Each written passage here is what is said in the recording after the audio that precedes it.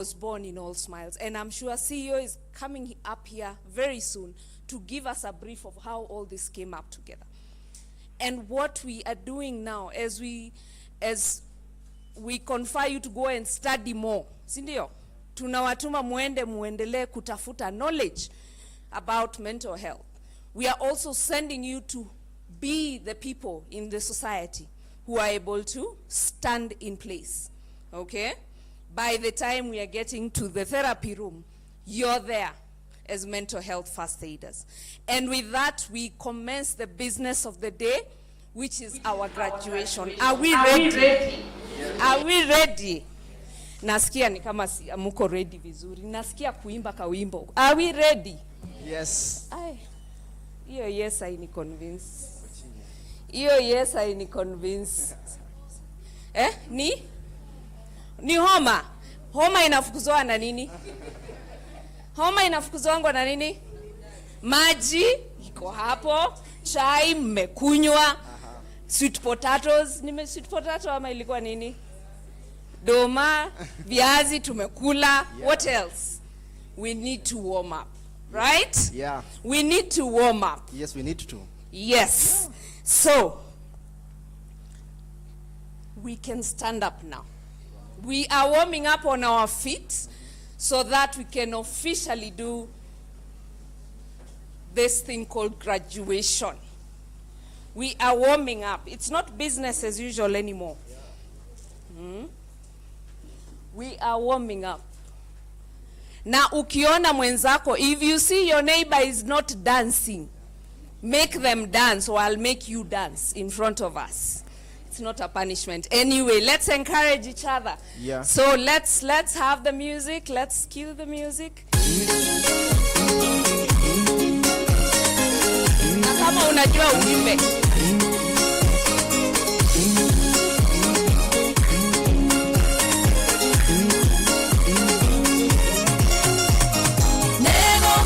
Nego kena nakogosa idalere ambure maede matana noga. Nego kena nakogosa idalere ambure maede matana noga. Tigane we tokere ao toke tanagia nabo ide wa maro maito. Tigane we tokere ao toke tanagia nabo ide wa maro. Nego kena nakogosa idalere ambure maede matana noga. Nego kena nakogosa idalere ambure maede matana noga. We moto hei moyo motoroli omo nyade ake kamo heiga ile ake moto hei moyo motoroli omo nyade ake. Thank you, BJ. I think they're warm now. You can all have your seats. Now, next up, I would like to invite the brains behind All Smiles. And I think as I do this, this needs a very special welcome. Don't you think so? I want to hear the ululations, the claps, all of them. Let's go! Thank you. Karibu sana CEO. Thank you so much.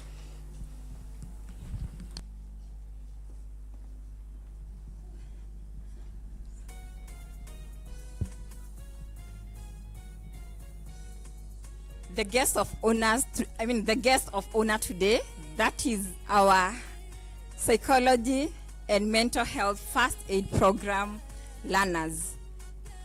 Professor Watson, Lynn, all the faculty, Dr. Ambrose, everyone who is here, our parents, our friends, ladies and gentlemen, good morning. Good morning once again. There is always a first in everything. And today, we are so honored to have our very, very first graduation ceremony for the mental health first aiders. This is cohort 5, but we started way back. And I am happy to see Laureen and some other people that we started back from the year 2023. though we had started earlier in September 2022. So for now, mine is simply to do one thing. Our graduates, where are you? May I have the honors of having you up stand, please? Be up.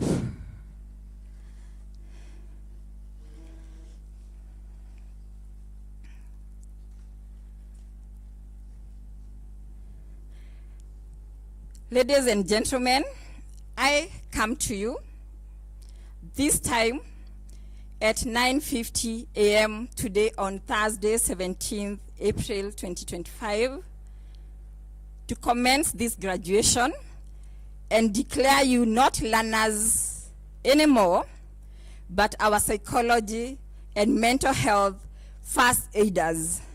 May we have the graduation.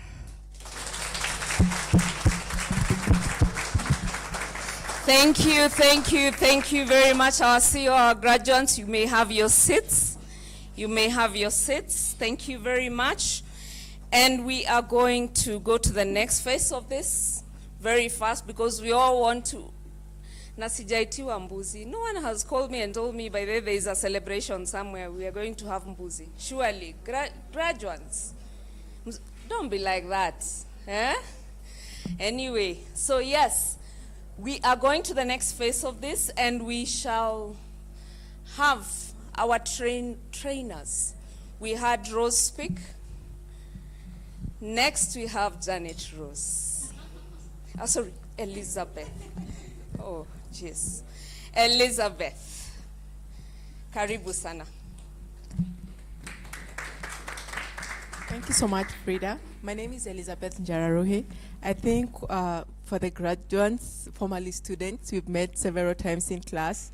And today, I'm just filled with happiness that we are here.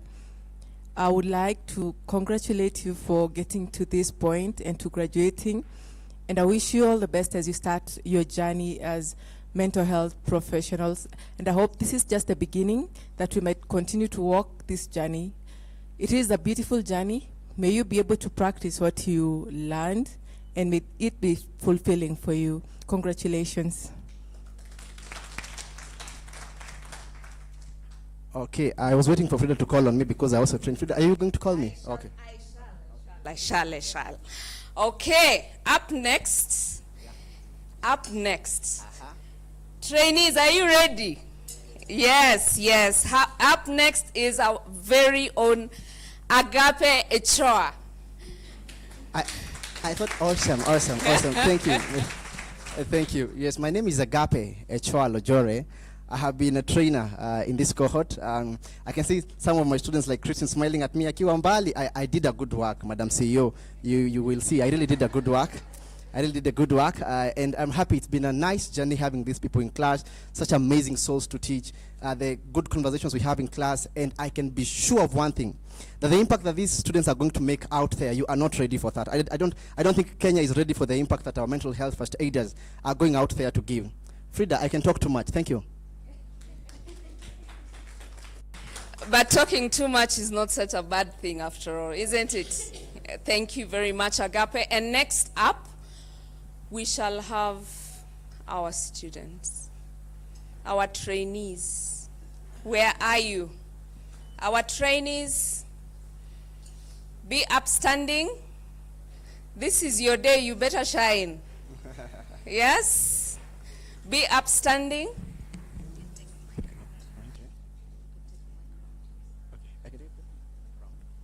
Okay. So we are going to have short comments on your experience in the training.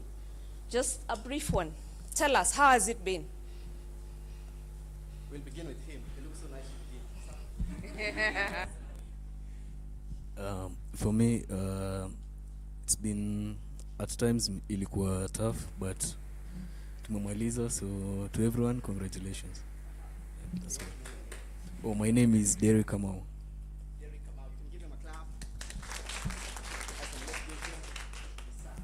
Okay, just before he comments, they are not seeing you. There are people who cannot see you. So please, make your way here. make your way here. We want to see you. We want to see you. We were doing this online, so we need to put the names to the faces or the faces to the names.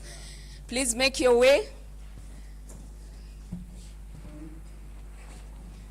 Tell us who you are and tell us your experience. Yes. My name is Mark Makonjage.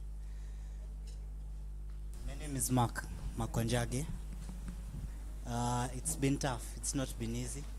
Let's not lie. But we've learned a lot. Personally, I've gained a lot of knowledge and skills that I think will help me personally and others, definitely.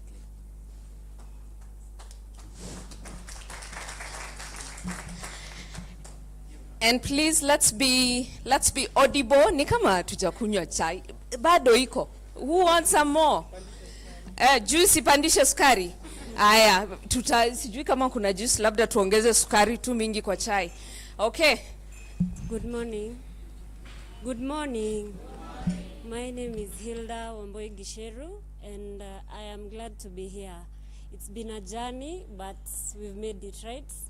Yeah, we are so thankful to our CEO, our trainers, our parents, and to also my peers for cooperating, right?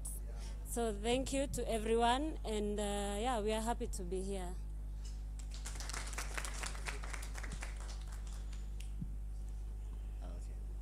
Good morning.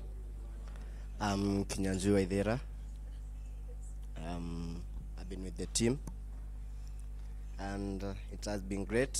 We appreciate whatever is in the making. Yeah, and we are going to be good out there. Thank you. Hello, good morning.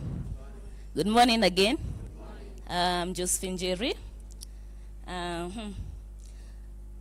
What a joy and honor it is to stand here today as we celebrate a significant milestone in our lives. Graduating in psychology and mental health first aid is not just a personal achievement. It is a commitment to serve others with empathy, understanding, and compassion. This journey has been more than books, exams, and lectures. It has been about learning the human mind, the power of emotions, and most importantly, how to walk alongside people in their moments of struggles. We have been equipped not only with knowledge, but with skills to be fast responders of the heart and mind, to offer support, to listen without judgment, and to create space for healing. Mental health is no longer something we can ignore or whisper about. It is real, it affects all of us, and it deserves all full attention.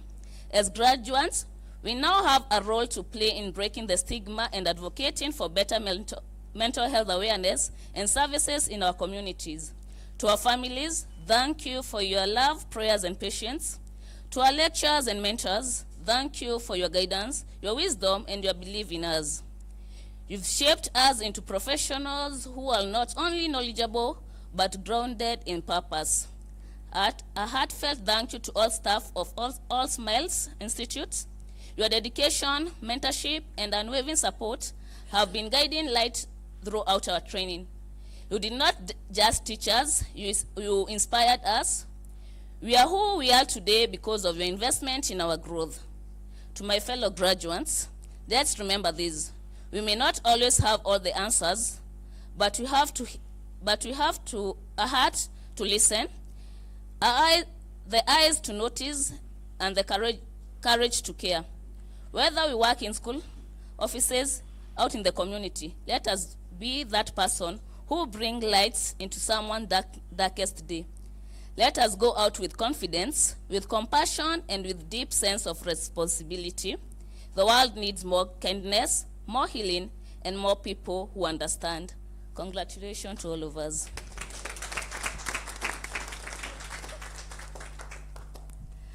Good morning, everyone. My name is Beatrice Ngei. I think Josephine has read my mind. Thank you to our teachers. Thank you. Good morning. Good morning, everyone. My name is Irene Wangeshi Karuga. I think I was among the first people who started this course. Okay. Mine is very brief. Allow me to read. First of all, I just want to say a big thank you to the entire management. Thank you very much. Your commitment and support throughout this journey has meant so much. Honestly, I don't even have the right words to express how grateful I am for the life skill you have given to us. Thank you so much again. Teresa and the whole team, I want to thank you once again for believing in us and equipping us with this important course that will take us a long way. This course has been such an eye-opener, an eye-opening and life-changing experience. It's given me the tools of understanding.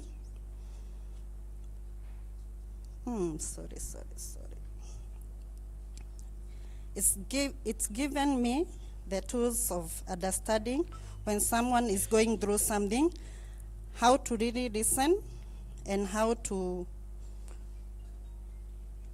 help them. To my fellow graduates, thank you. The time we have spent in class together was really insightful. I learned so much from your experiences, and I really appreciate how we supported each other all the way. Also, I want to appreciate our facilitators. Thank you for the patience, your guidance, and creating such a safe space for us to learn and grow. Frida, where are you?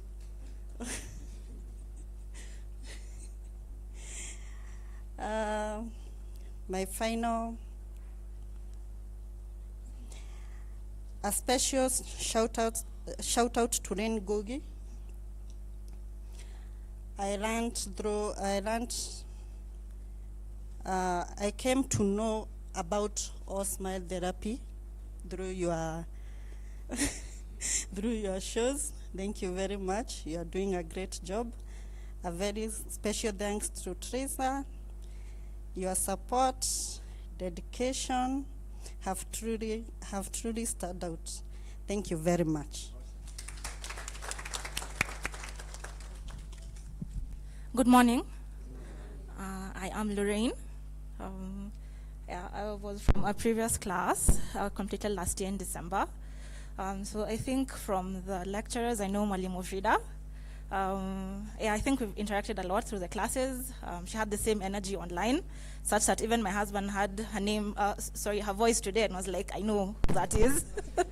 Yeah, it's been an interesting journey.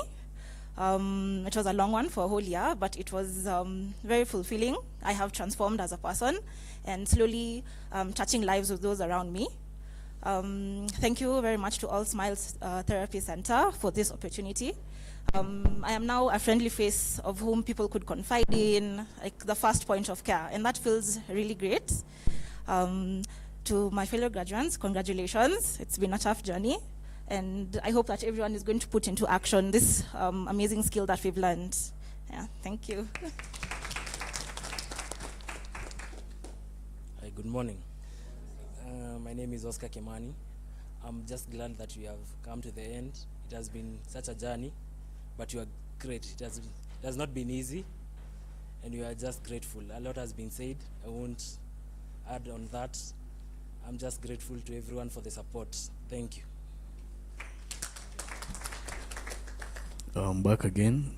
My name is Derek. As I said, the journey, it wasn't easy because I remember there were times where stima zingepotea and you were still forced to join the class. Haikuwa rahisi, but at least we made it. To the fellow graduates, nasema asante, and kwenye like the nini yenye mlikuwa mna put in the effort kujoin the classes regardless, because I know there were some wenye walikuwa na work but they still had to join it. Nasema asante and congratulations also to our teachers. Nasema tu asante.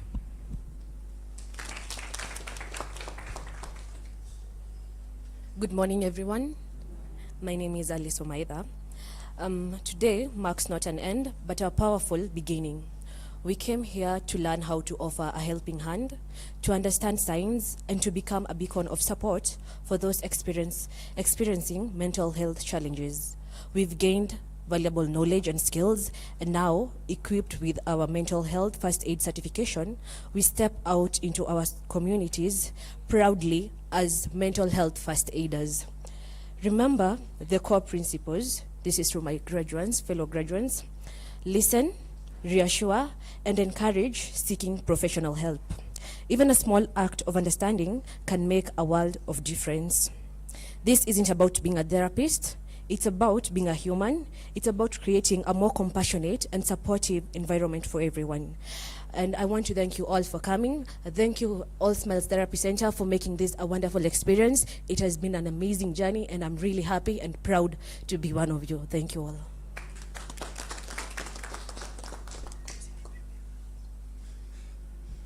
Good morning, everyone. So it's an incredible honor to stand before you today as we celebrate the completion of our mental health first aid training. It's also a special day because it's my birthday. Yeah. So today isn't just about finishing a course, it's about becoming part of a change. Mental health first aid has taught us that sometimes the most powerful thing we can do is simply listen, show up, and care. We now carry the tools to support others, not as experts, but as human beings who refuse to let silence win over struggle. To our trainers, thank you for showing us the way. And to my fellow graduates, let's go out there and be the calm in someone's storm. Thank you.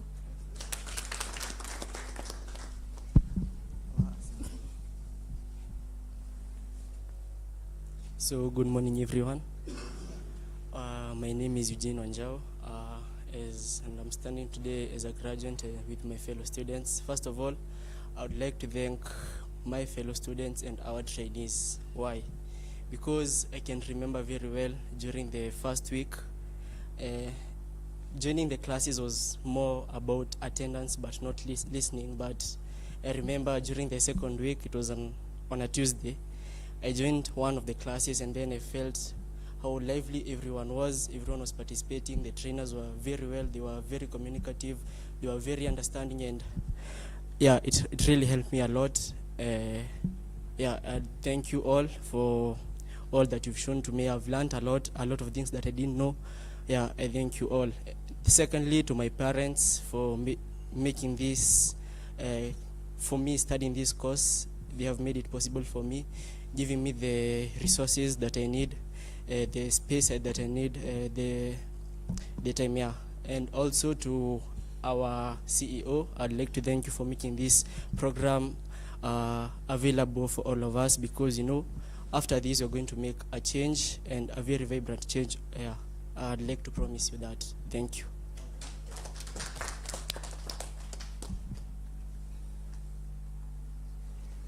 Hello everyone. My name is Christine Wanjiro Gidenji, and I am proud to be here. This is not only an achievement, but it's also a testimony of resilience, a testimony of purpose in my life, because not only am I standing here knowing that this is just something that I came in to know about psychology or mental health, but I came here because there was a point in my life where I did need a mental health practitioner, and I'm glad and I'm proud to be one. Not only am I standing here to just say, yes, this is an achievement that I've achieved here today, I want to also thank God. I want to thank my parents. I want to thank the entire team of All Smiles from Victoria when I started my journey last year in 2024. It's been an year and so far 1 year and a half. And I'm telling you, I've gotten the stereotypes. I've gotten that, ukijua mental health hautakuwa na shida, you know the information. well, it's not like that. That's not part of it, because I'm glad that I got to know the information, the nitty-gritty, such as the psychoeducation, the also interacting with others in class was good, and also getting to know the perspective and the information from our psychologists, from Agape, from also our CEO, Madam Frida, also everyone. I'm very appreciative, and I thank God. And also being now a certified mental health practitioner today, I'm very grateful that I can go out there and I can be of support, not only just to my fellow community, but also information online. I'm one person who I don't like to really feed on social media a lot. Maybe it's like something that I don't know, it's like there's certain information that they always like to put in, like positive toxicity, like positive term names where you're meant to be like, yeah, good vibes and inshallah, but there's actually more to that. And I'm glad that I've gotten the psychoeducation. I'm glad that I got a great team to go with in this journey. And I'm grateful and I'm proud to be a certified psychologist. No, not psychologist, mental health practitioner. Thank you so much. Good morning, everyone. I'm Harriet Njeri, and I'm going to read my speech. Standing here today, I feel incredibly honored. Completing our psychology program has been more than just an academic journey. It's been a journey of self-discovery, growth, and understanding the world around us. Psychology has taught us the science behind behavior, the complexity of emotion, and the silent battles many people face every day. It opens our eyes to the importance of empathy, mental health, and the power of human connection. We have been challenged to think deeper, to ask difficult questions, and to understand not just what people do, but why they do it. And in the process, we have also learned a lot about ourselves. To our lecturers and mentors, thank you for shaping us, not just as students, but as future professionals ready to make a difference in our communities. As we step out in the world, may we use what we have learned to bring healing, awareness, and hope whenever we go. Because in understanding the mind, we are better equipped to touch lives. Congratulations to the class of 2025. Thank you. Good morning. My name is Esther Kendi. First of all, let me thank God for this path that He has brought us. Again, I thank all Smiles and the entire fraternity. Thank you for opening such an opportunity to empower people and transform many lives for the better. Thank you so much. To my family, I thank you so much for the effort, for the support, for the care, for the sacrifices you have made for me to be who I am today. Thank you so much for your love. May God bless you. To my lovely and well-trained trainers, Madam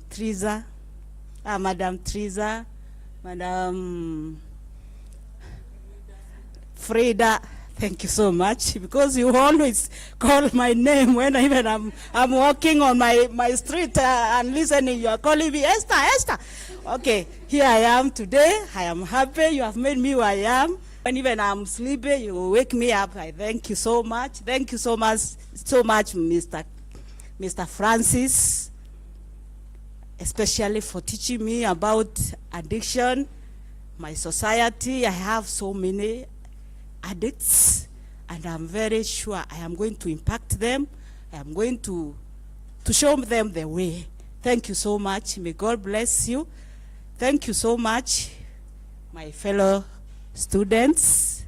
It was a journey, quite challenging, but very encouraging. Thank you for standing together, and today is our final day. We are graduating. We are now certified first aiders. Thank you, God.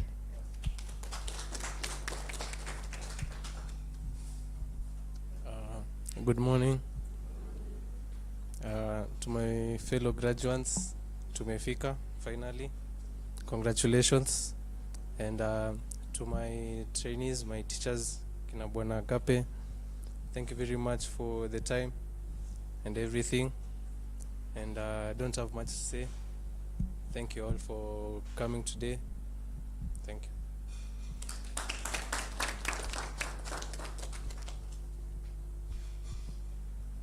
Good morning. My name is Winnie Mora, famously known as Miss Mora to the graduate. I think I was mimi ndo nilikuwa naongea sana. I used to talk a lot in the group. First, leo it has started with a very funny day. I'd planned to wear some 6-inch heels zingine kali sana, but I practiced yesterday night and broke my leg. So I had to wear open shoes today. Sorry for that. And second, I would like to thank Lynn Ngugi and our guests. We're used to seeing Lynn Ngugi in TV, YouTube channel. So we are happy today Lynn is with us, graduating together with us. To our teachers, Ms. Triza, thank you for this program. Agape, finally you have seen the faces. You don't need to ask us for the video to be on. Ms. Frida, tuko hapa, call us, leo tuite. Mostly Oscar. Oscar is usually quiet in the group, so today, kila mtu asikie sauti yake.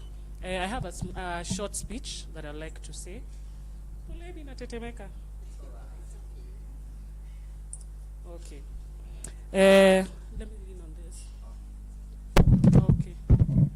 Okay. Friends, family, and all Smiles fraternity, and most importantly, our guests and my fellow graduates.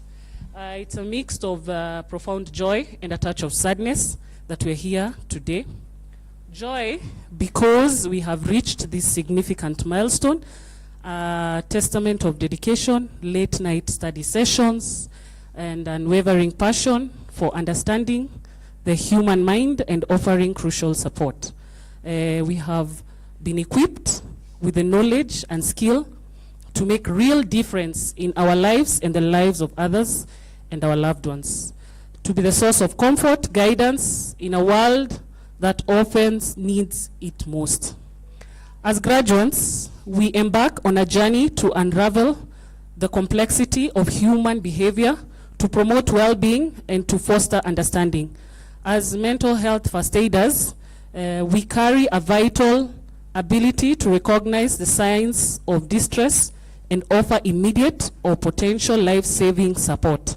These two paths intertwine as they are. And they empower us to be compassionate advocates for mental health in our community. However, our celebration today is triggered with sorrows. We cannot stand here without remembering our dear classmate, Ruth Kanywa. Her absence is deeply felt. She was part of our journey, shared our evening sessions always, contributed hugely to the spirit of our cohort. Let us take a moment in honor to remember the potential she held.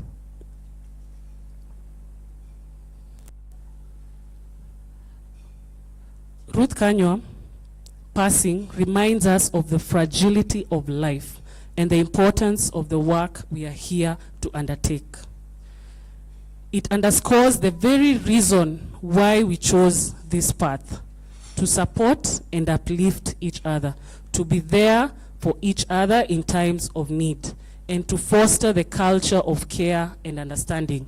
Graduates, let's carry the knowledge and skill that we gained with both confidence and humility.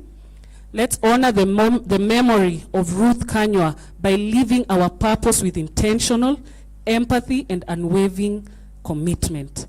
The world needs your understanding, your passion, your ability to offer helping hand. Let's keep the family of Mureithi in our family always. God to guide our fellow graduate Mike, to give him strength as we finish this journey and we embark, as she embarked with the mom, to be strong and victorious. Congratulations to the class. Let's go forth and make a difference. Thank you. We highly appreciate everyone for coming. We do not take it for granted, mostly today being a work day. We know most of you have taken your time to sacrifice and be here. Also for our parents and each and everyone who was able to contribute hugely to this class. It wasn't easy, as they have said, but we managed, and we would like to thank our teachers, Miss Frida, Francis, and Agape. Kama tuliwakosea, tunaomba msamaha. If we did wrong, we are sorry. And to the graduates, congrats. This journey is not over. We are still together. Keep the spirit of the team unity. You do not know, we might need each other. So do not let because to may graduate, we are done. We are not done. We have begun. Let's keep our numbers on. Mine is always on. I am always there.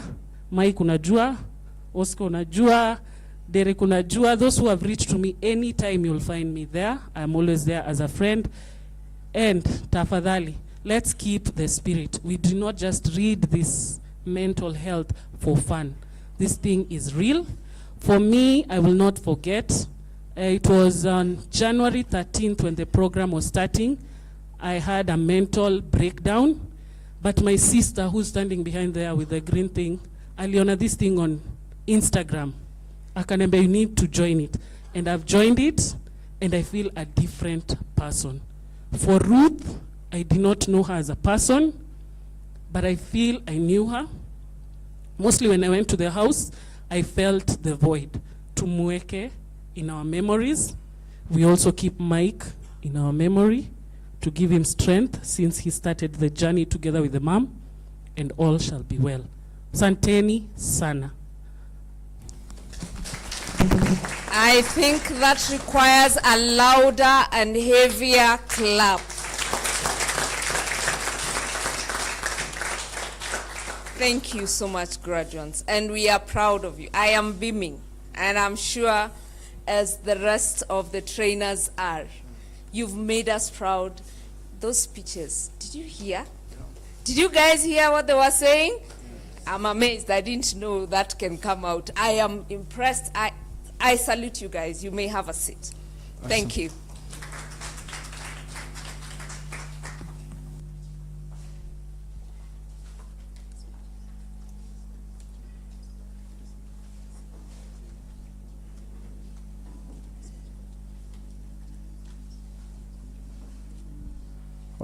All right.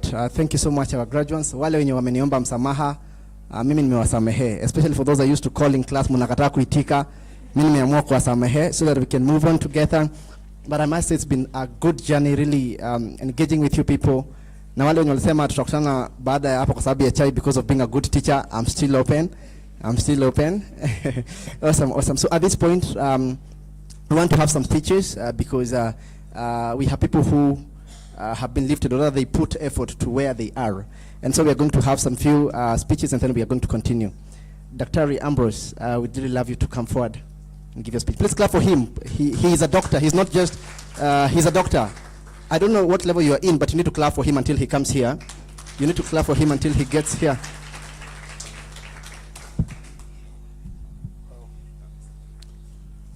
Yeah, good morning, everybody. Yeah, I'm Dr. Ambrose Ngere, as he has just said. I joined All Smiles not very long time ago. First of all, I would want to really thank Frida and her team, because when I joined All Smiles and I saw how things were organized, I felt some thought was put into this. So congratulations, Frida and all your team. I'm impressed. Second, I want to recognize Professor Watson,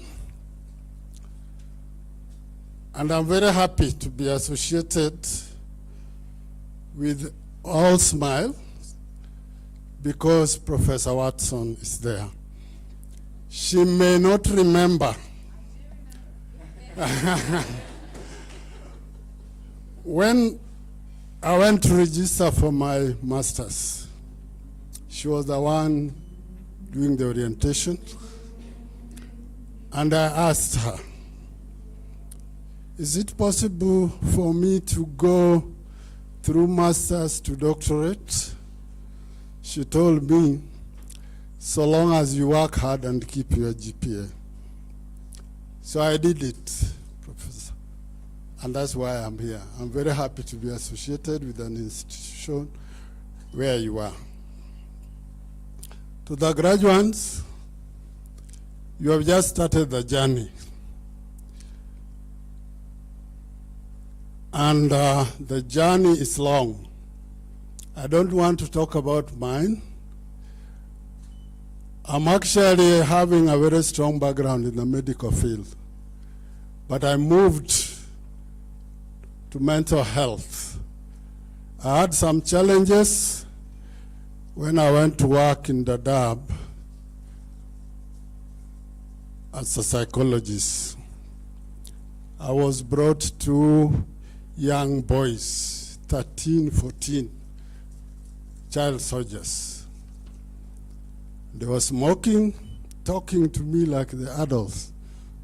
UNHCR brought them to the counseling center, and as the psychologist asked me, how do we reorient these young men to be useful to the society? I had to consult Professor Reynolds from University of Essex, a trauma center. So when I came back, I said I was moving into psychology full time. And that's why I've reached this level. There is a distinguished guest there that I will also be happy to be associated with. That is Lynn Ngugi. I've only seen her on TV. I read about her in social media. So Lynn, I'm happy today to interact with you face to face. Thank you, all smile, continue with the good work.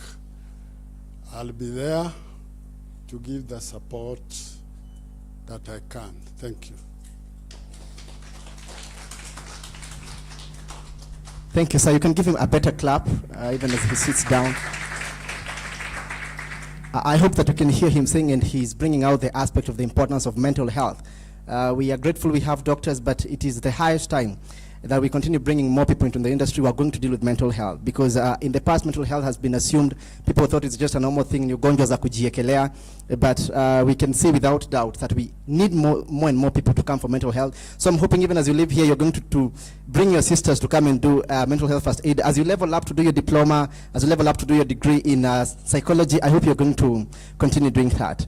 The next speech that we are going to hear is one from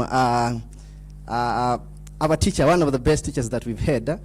I'm going to allow Frida to say something because Frida has led the team that was training. Frida has, for some of us who are training, we have seen that she was part of each and every class. So I'll let her say something because I know she didn't know that I'm going to call her out, but I need her to say something. Cindy, you're trainees, right?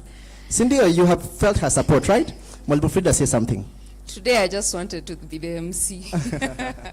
But thank you, Agape.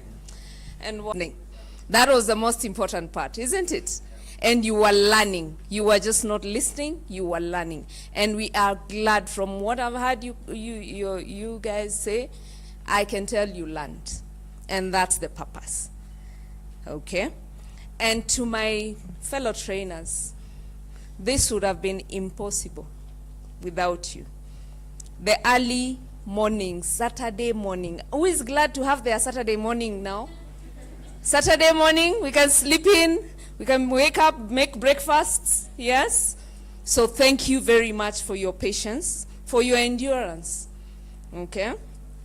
And thank you for stepping up. I want to share something with our guests about this class. I think the trainers know, parents don't know. This class, we had a break. We had a break in between. And Mark, our chairman, was planning a getaway. That is how committed and the kind of cohesiveness we had in this class. Mind you, we all did not know each other. It was a virtual class, but they were planning to meet up and go and hike or something, do something together. And I think that is the sign of a team that feels they belong, right?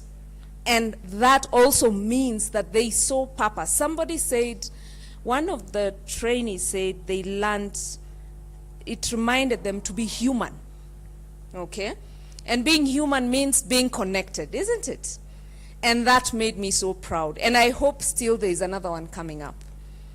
And I have enjoyed teaching you. You've elevated, I had the skill, yes, but you've elevated the skill of me being a trainer to up here, even if it was here starting. So thank you very much. Thank you, parents, for trusting us with the students, with the trainees.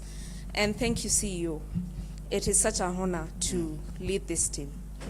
I am for sure humbled to have led them. Thank you. Bye. Awesome. Thank you so much. You can clap for her. And I'm going to allow her the honors of inviting the next person to give the speech. Yeah, Frida, you can invite the next person. Yeah. Higher. Now, we are moving now to the more serious part of this. Okay, it was serious before, but now it's really serious. I'd like us to stand up, all of us. There is a lady that has, if it were not her, I doubt there would be all smiles. It wouldn't be. Okay? And this lady, I remember the first day I walked into her office. There's a story there, but yeah. And today I look at her and I look at all of you sitting down, all of you graduating, all of you gathered. And I can say it is only God. And God has bestowed her so much wisdom to bring us to this day. So can we all give a standing ovation for Teresa Kainika, our CEO, All Smiles. Let's hear it for Teresa. Karibu sana, karibu. Thank you, Teresa. Karibu sana, karibu. Thank you.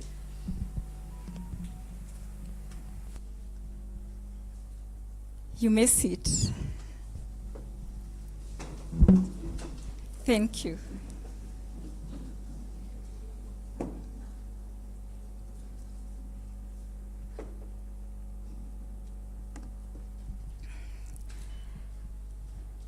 Professor Watson, Dr. Ambrose, Lynn Gugi, Joshua, all the psychologists present today, our trainers, All Smile staff, the guests of honor today, our learners now already, we've commenced the graduation. They are our mental health first aiders, our parents, guests, and every other person present today here in person and those watching us online. Ladies and gentlemen, good morning. It's my happiness to be here at this moment. And as Irene and Lorraine, they've said, the journey started back. The class we have today graduating, they started back in September 2023. Not all of them, but we have our very first cohort there. And unlike Oscar and the team, they had the privilege of having one module per every 4 months. That time it used to be Monday, Tuesday, we moved to Tuesday, Thursday. And now came the mighty of it all. On 13th, it was on a Monday, 13th January 2025, we had 2025 in our 5th cohort. Beatrice Nduku, I know you do not know this. You are our very, very first learner to register. At All Smiles, we always have just one phrase. If we go out there, the moment we get our first client, count it as done. Thank you, Beatrice. You made us run up and down.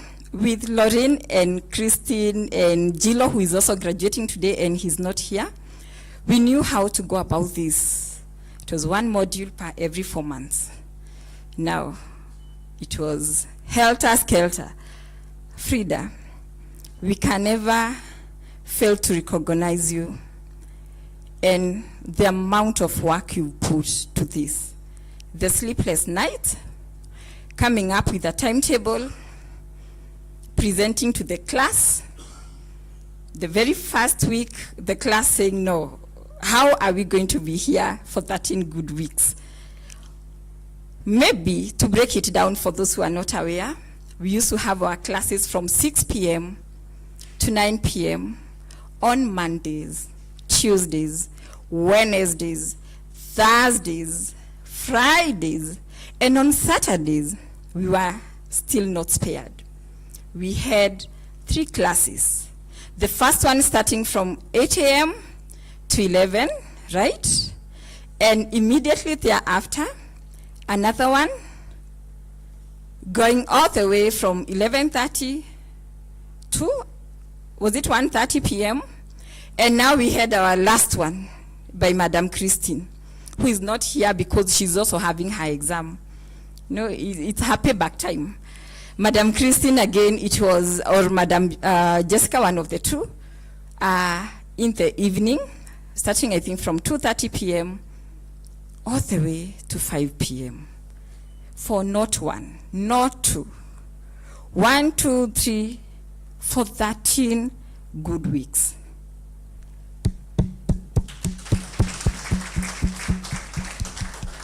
You made it. You made it. I absolutely do not know how you managed through. But you managed. That's why we are here to celebrate all of you today. We are happy when we talk about psychology and mental health first aid program. What exactly are we talking about? Our first aiders, we are not sending them out to go and treat. We are sending them out to go and do the most important thing. Because before treatment, there is something we call insight. Francis, who is also a trainer, and you heard him each and every Thursday with the topic addictions. Thanks to Lynn Gugi, my friend and a sister and a special guest today, because through her, his story is already out there. It was aired back in February towards the end. And Francis is my brother. And I still remember, and I'll use him as an example. The very first time I told him, you guy, you know you could be having addiction. You could be addicted. I mean, I'm a sister here. I was not a psychologist. Where? He had an entire great narration. To get to know more and show you what that story, it's there. I actually don't like referring to it as a story. I call it a life encounter. What exactly am I talking about? It takes someone to realize that there is a need, there is an issue, and this person requires help. So the difference between any other, that is physical health and mental health, is for physical health, we feel it first. For mental health, it's observed and felt by others. And that's what today we are doing. We've realized most of the time, the people who come to our center, they will come when they're already somewhere. And by somewhere, I mean, when you're looking back and saying, I wish we started the journey back then, but no one was there to point it out. And thank you so much. I'm trying to remember. was it Miss Mora? I'm not so sure. For being able to notice as a sister and saying, my sister needs this. You're already untrained first aider. So what do I mean? We are going to do the very, very hard work to be able to identify. I know you've gone through the professional ethics and all. Let's remain faithful to the professionalism of mental health, and let's go out there and do not shy. Mental health has got a lot of stigma around it, and people will even stop associating with you. They'll be like, are you reading my mind? What am I thinking? What will I eat tonight? Who will I marry? You know, those things will still be coming. We make fun about them. So lastly, because I know I'll still come back here again, and before I introduce the first guest, is just to say this, that the team you see here, we are not just logging in. Like, was it Oscar who said at first it was log in, log out? But we've done a lot of processing. I'm very sure that the team we are sending out there, they have all it takes. The day Mwalimu Frida, as you call her, was taking you through group counseling, at some point I was like, wait a minute, you mean they had all the leakage? Because I'm a doctorate student, and yeah, Professor Watson is my lecturer. And so I did group counseling a while back, and Frida, I think I shared this with you.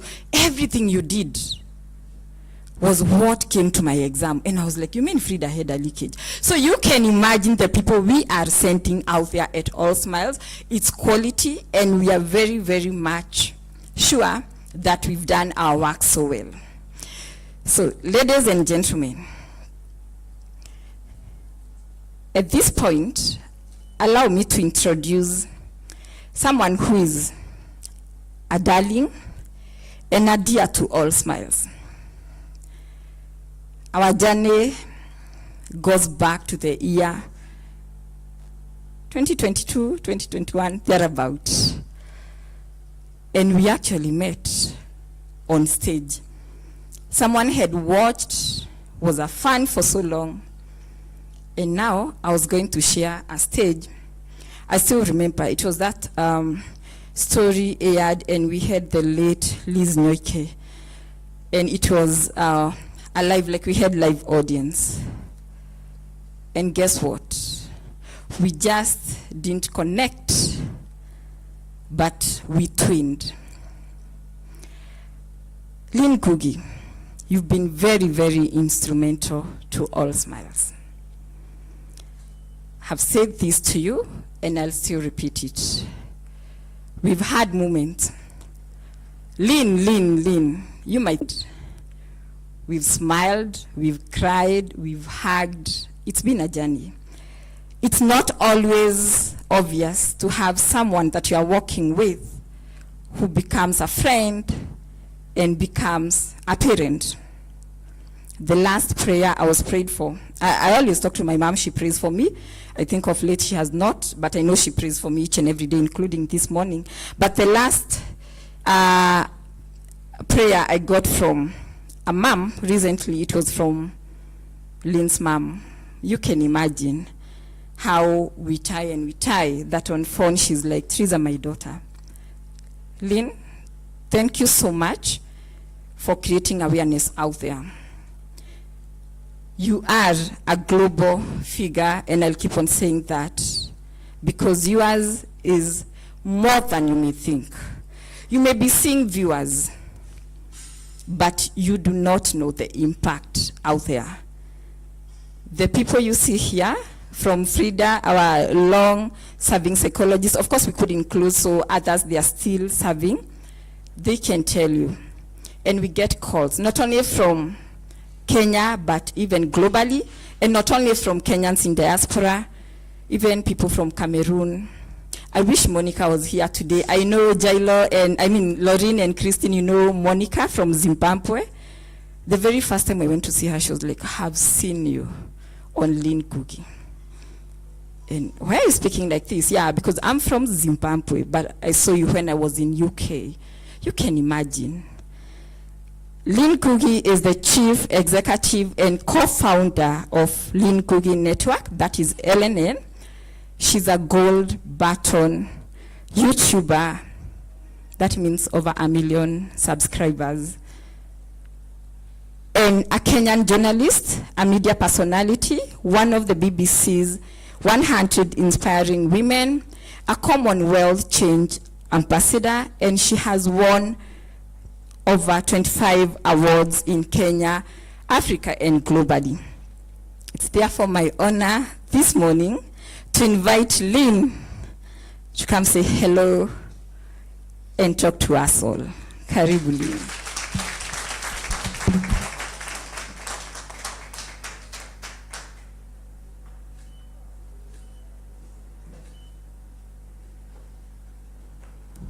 Let me adjust my crown. Good morning.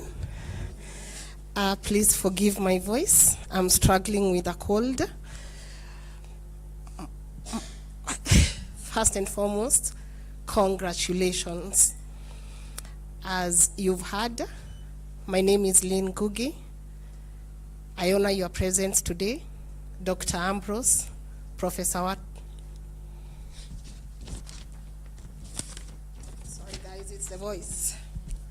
Dr. Ambrose, Professor Watson, my partner and co-founder Joshua J. Karanja, Frida, I think I've heard your name 1,000 times from different places, Francis, the entire staff at All Smiles Therapy, Teresa, my sister, this is so beautiful to witness and be part of.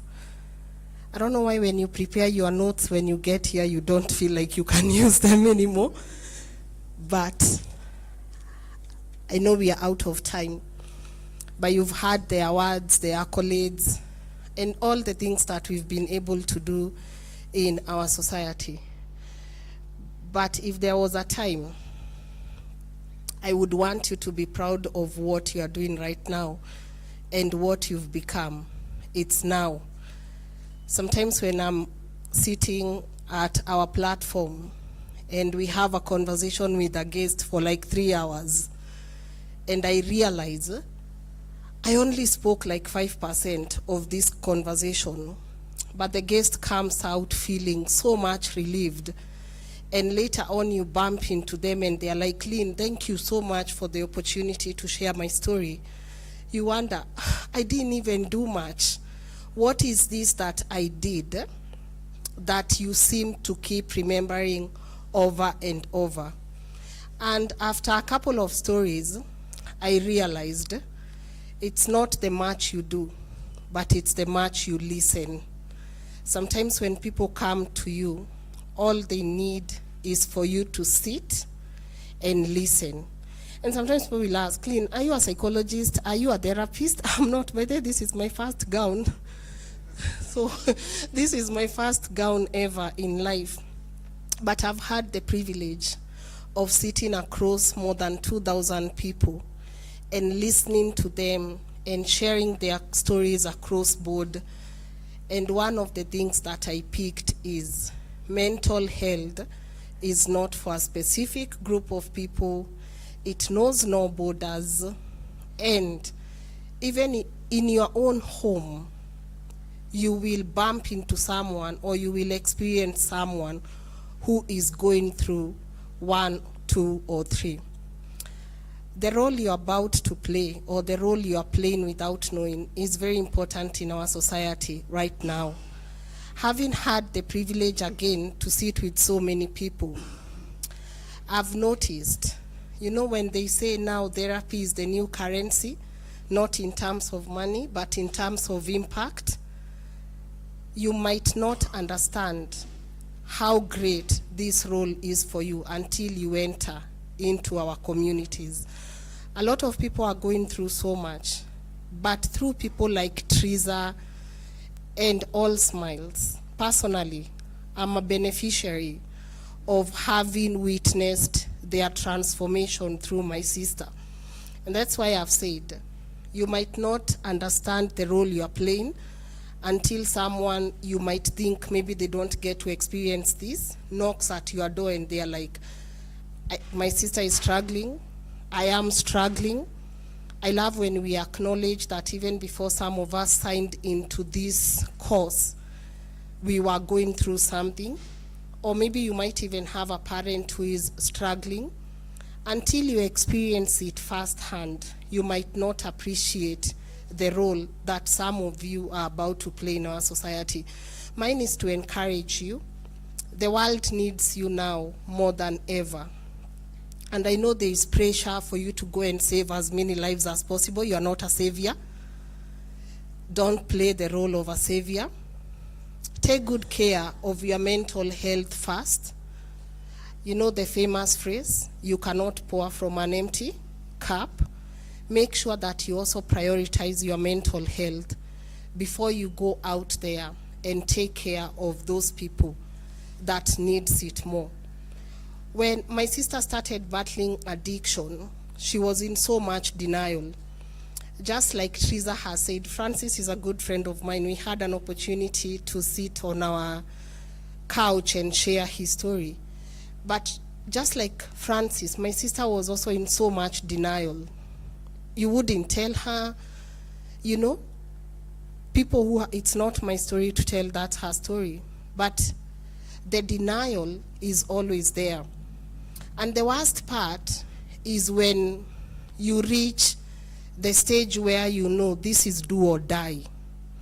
And the most painful thing for one sibling to see or witness in another is knowing that if I don't come through for this person right now, tomorrow we might not be able to see each other again. And the only place I could think of was All Smiles Rehabilitation Center. And the reason I'm saying that, it's because you'll be the next Frida, you'll be the next Francis, our amazing professionals and experts here, you'll be Akina Rose, you are the experts, right? And the community might not get to see the role that you play. But even as Lynn Ngugi stands here with all the accolades, the awards, the platform, the network, there is a moment where that could not come through. And the only person that could come through was an expert, the you now, the you who you're becoming, the you who the world might not think you're important. You are the ones people will leave the most important jobs, the titles, the kind of engagements they have to knock at your doors and say, can you please come through for so and so and so.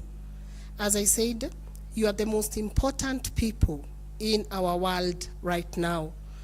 Go out there and shine. It's not a matter of getting as many clients as possible. They will come. Just be you, be an amazing listener, and also be very passionate about this. When we started creating awareness with Teresa, we didn't know where it would go. But every moment we sat together, it was so beautiful to produce something that would touch so many people's lives. So in the different platforms that you might engage in the different spaces that you might be in, be proud of your work. Let people know that you are a mental health advocate, that not only are you one, but you are also experienced in it. And as Teresa has said, yours is not to go and treat, but to give people hope to people and let them know that it's okay. You are going through what you are going through, but can I walk you through it? And may you shine in it, and may you find joy in doing it. And even for people who might not have witnessed this day, that's Ruth. Later on in life, may they look down upon us and say, I was so proud to be part of that class. To Teresa, my sister, I am so proud of you today. You are the change we need in our country. To see you playing in your role in it is such a beautiful thing. To see people like Professor here believing in your vision. I love what Dr. Ambrose has said, that just seeing you, Professor, here, validated, or it made him strong, and it made him glad that he was associated with such a place. So it's through people like you who offer hope. We've not interacted before, but I know to have interacted, for you to have interacted with Teresa, it's because both of you are creating impact in your small spaces. We will talk more on mental health in our platforms. We'll create awareness. Maybe next time I won't be sitting with Teresa, I'll be sitting with one of you to give us your expert opinion on the same. But mine is to encourage you. In every video we get 1 million views, 100,000 views. Go through the comments and see how much people need you. And again, shine in your space. Go and shine in your space. Be proud of that space. And for Mike, where is Mike? May God's strength be upon you, and may you make all of us proud. I think that's it for me. Once again, thank you to all the people who have participated directly or indirectly to make this happen. Sometimes the strongest people are the ones you never see in front of the camera. Sometimes the ones that also take care of our mental health are the ones you never get to see in front of the camera. But I acknowledge their presence in their small spaces, and I appreciate the role each and every one of you will play in making sure we have a very impactful and positive society. So God bless you all. Thank you.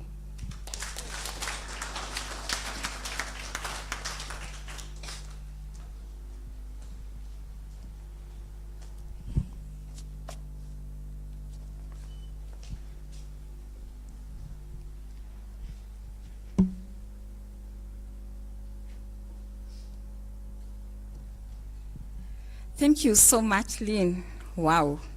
She deserves much more, right?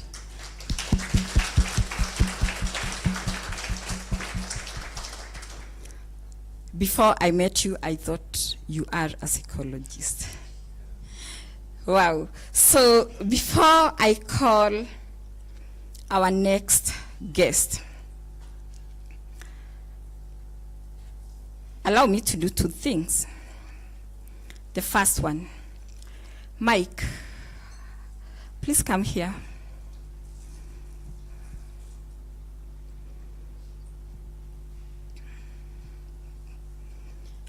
Frida.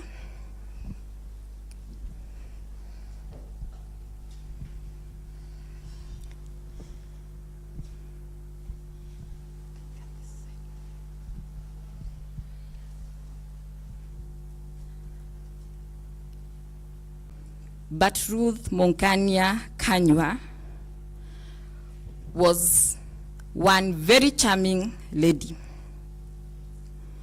Anytime I joined in, I don't know whether it was a coincidence, it was always Ruth's voice. I think I've heard people asking, Miss Mora, Kendi, like there is those names, Chicha Agape, that you knew it's you are to go to. We've all visited our offices. For the very first group, Christine, Njeri, Akina Derek, I really do not know what happened that day. We spent over 10 hours.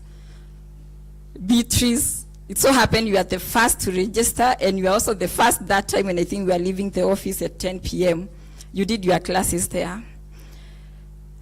That was the opening of it all, because we needed each and every person, even Mary in absentia. She's in Dubai, but that time she came all the way. So you've all visited our offices. And even for the team that visited and we never got a chance to meet, I knew you were coming. But there is one outstanding person that visited our offices. That was Ruth Monkania Kanywa. I think I got calls because Ruth is not only a fighter, but one who wants to know everything. Why are you putting this comma here and not a full stop?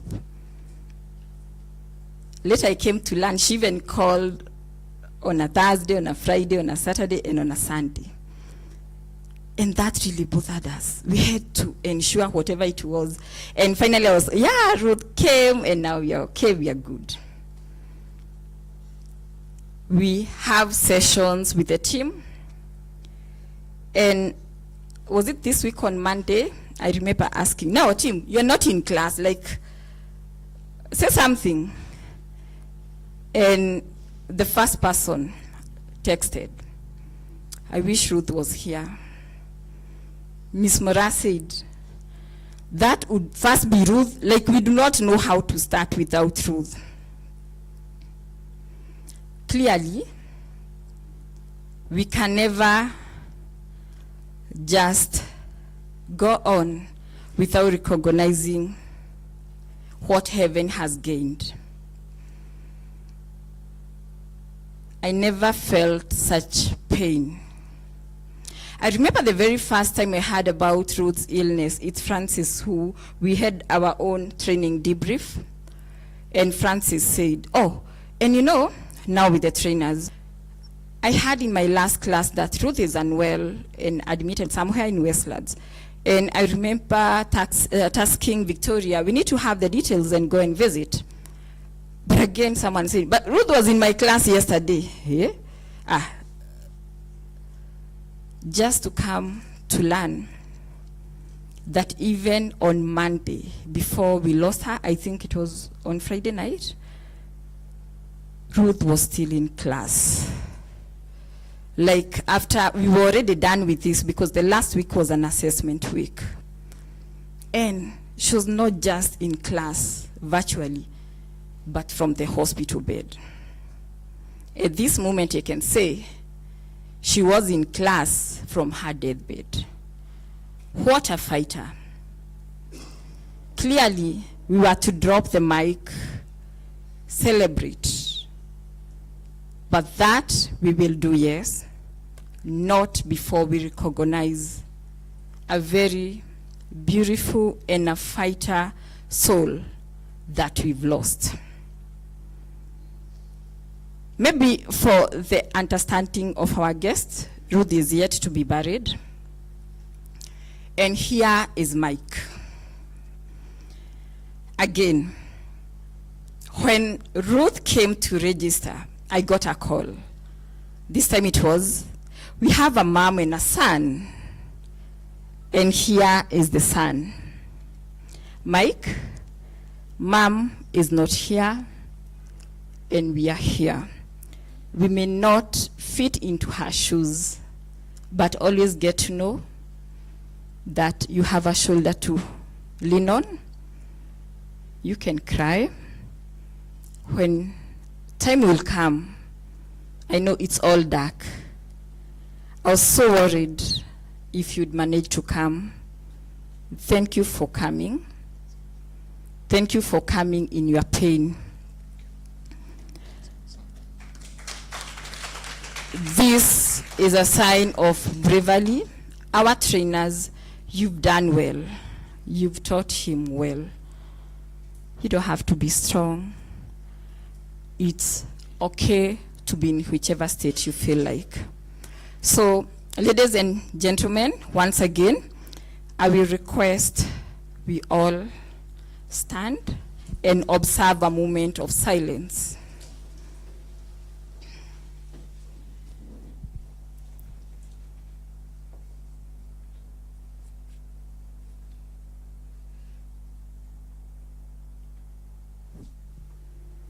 Dear God, in Ruth's loss, we believe heaven has gained.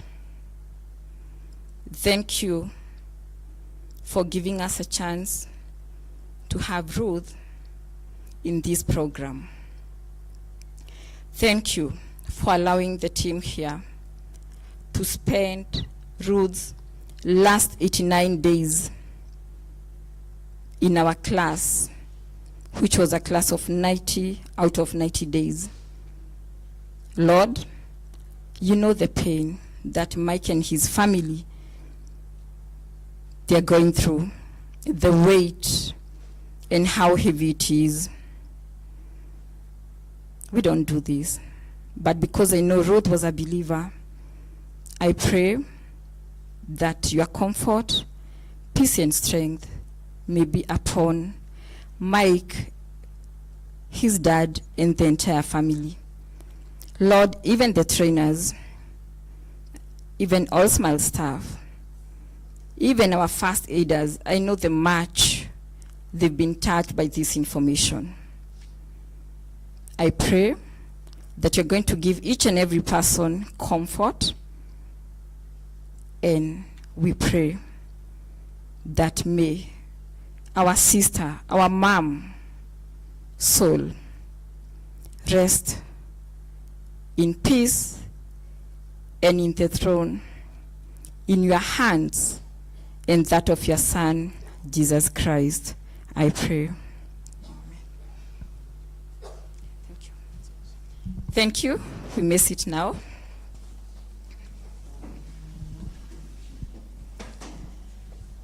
Who is All Smiles? All Smiles Therapy Center and Training Institute.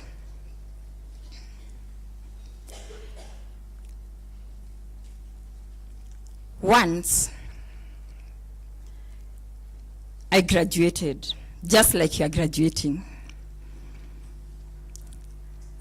That time, with a master's degree, MBA Corporate Management. And I had my friends come over. You can see Carol there, and other people in family. And I got many gifts. But after that, I just said, you know what? Bado, there is something I need to gift myself. For those who come from the village, like I do, you know, during graduation, I don't know how many, I think we limited you people. Or you have Nissans waiting for you. There were so many Nissans. Let me tell you, if you know my mom, she's the last person you need to invite for your occasion. She just tells you, we are only one Nissan. Shock on you on arrival. I counted the entire clan, my primary school teachers, including my nursery school teacher, everyone. It was such a moment. I felt love, but that moment, just like many of you, there is something we say in psychology. We have a wounded healer. That time I was not a healer, but I was still wounded by many things around business, work, or heartbreaks. You know those things. So I still felt somehow empty. And before I returned my graduation gown, I said to myself, I'm going to get a good gift for me. I had many options. Maybe to upgrade the car, to go to Dubai for vacation. And I came across something as I was just Googling. Psychologist says, psychologist says, psychologist this, psychologist that. I just said, wait a minute. What is this all about psychology and these psychologists? Who are they? Where do they live? And I got interest to just get to know who they are. That's how I found myself next in USIU, and my gift was a second master's degree in counseling psychology. And the moment I was done, again the same people, Carol, and now Maua, who is here, my friend, they came and we celebrated. You know, that time I was working with Maua, and they were busy asking me, now, hii kitu unapeleka wapi? For sure, I mean, I couldn't even tell my boss I'm in school because to do another master's, okay, fine. Psychology and what we do. But I still remember, to take you back, one of the bosses one morning came in and told me, Teresa, I do not know what you go to do in the evening, but whatever you are doing, just continue doing that because I have felt the impact. Those who know me, you know I'm never left hanging, so I followed him and I asked, hey boss, he's called Ben Ireri. What did you just say? That time I was managing a team, and he said, Well, before I had a few escalations about you by the team you manage, but surprisingly, they're now coming to say you're the best boss ever. And I was like, wow. That statement came before I finished, and when I was at a point of thinking, this thing called psychology, because I had discovered so much. I found myself loving, people that I didn't like before. Accepting people that I thought, the weight we carry, the beef. Being so empathetic. And I wasn't so sure if I really wanted to continue because it's called a journey of self-discovery. But that one statement made me go through. I was also, like what Oscar said earlier, we could log in and log out. I was like, anyway, I have a master's. Do I really need to continue with this thing? And you know how people say when you become frequent in classes, you might go? Now no one goes mad. It's called schizophrenia. Anyway, back to it. That gave me hope. And I think that's what our trainers have been doing all through, to give you hope. So, Maua, I had a backup career. Now you see, because it never took long before I lost my dad to addiction. And this time I'm a psychology student and I went through a lot of pain. Because when I returned back to work, my friend Maua was there and trying to take me out for lunch, but she still didn't get. It was not lunch. I needed something more, someone I could share with about my dad. And so I used to go somewhere. We had some staircase, and I would just think about him, cry, go wipe my tears, and go back to my desk. Somehow she learned about it, and she would come over when I'm crying and tell me, I don't know what to tell you, but you cry if you feel like crying. But that time I made a resolute that no one in this company will ever lose their loved one, and they go through what I've gone through. And I started. Anytime any of my colleagues would lose their loved one, would get an email from HR, and I was eager waiting for that person to come back.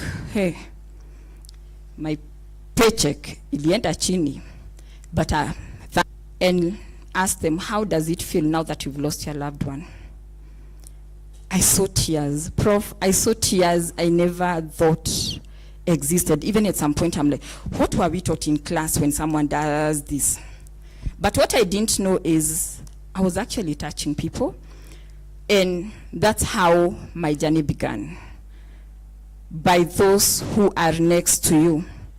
They could now call and say, do you also mind talking to my sister? Because after I talked to you, they would now even start inviting more. And now it was the bit of, how much do you charge? Now that's where my friend Carol comes in. They're asking how much I charge. And Carol is like, you do not know, you do this. Ask them how much they have. Carol, hi. She became the broker. And I felt like I was doing so bad. Please, our first aiders, because I know you will progress. This, and the much you've paid. And also our psychologist in place. I love it when I do it for free because I know I'm touching lives. But also don't allow yourselves to be misused out there. This course is highly mistaken to be one where ours is to offer pro bono services. Ours is, you pay the bills, right? If you must touch, be intentional about it. And the question of whether to pay or not should not be the leading phrase to you offer it for free. Wake up one day and say, I want to extend this and I will do it. When you do that, you do not even go back to check, but trust you me, there is a reward to it. But don't allow people to misuse you. So I learned it the hard way from Carol. And even my very first client who needed to come to my office, because all these clients I was seeing them virtually, Carol told me, I have a plan. Tengeneza brochure. It's not here today, see here. Then I will show you some office space. And that was the beginning of All Smiles Therapy Center and Training Institute. One day I woke up And I told my then boss, thank you for giving me a chance. I feel I need to go and do much more. In absentia, my husband, he's not here, also another director and a co-founder, because I remember back then, are you sure you are resigning? Fine. Mine will be simple. I will ensure I support you, but I'll be paying the rent and everything. Wewe unajipanga. I got support. Men in the house, it's true that behind every successful man, there is and also behind every successful woman, there is a man. Be that man to your spouses, to your daughters, to your siblings, and any other lady that you find, because they extended. Empowering a girl child was not supposed to be a substitute of having our men empowered. It was just supposed to be an uplift. And we are here to let you know, we know your position and your space as men in our lives. And that does not mean that you are sitting on our space. So I call upon the ladies here also to take up your space and claim it. So that was just a long story.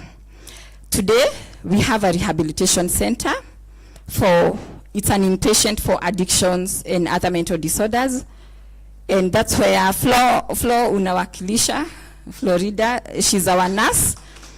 They are a number, but again, as I said, men, your space we are not taking. Now, it was waliamua, you Flo go because you are a lady, leave the male nurses here serving.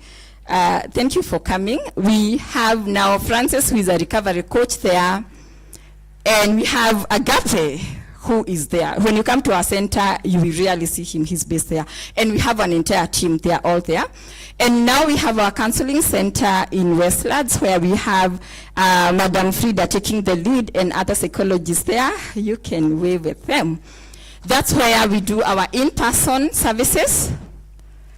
But trust you me, it's not easy, and we can't do it alone without our very amazing support team. Derek, na watu wako.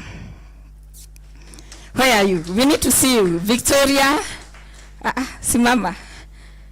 Esther, Christina is the one who is busy doing her work. Yeah, bado ako kazi.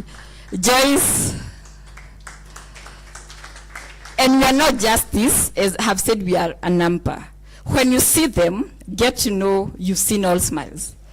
Each and every person of you contacted us through that team and other people that they lead. So we are an entire team, and not only for in-person.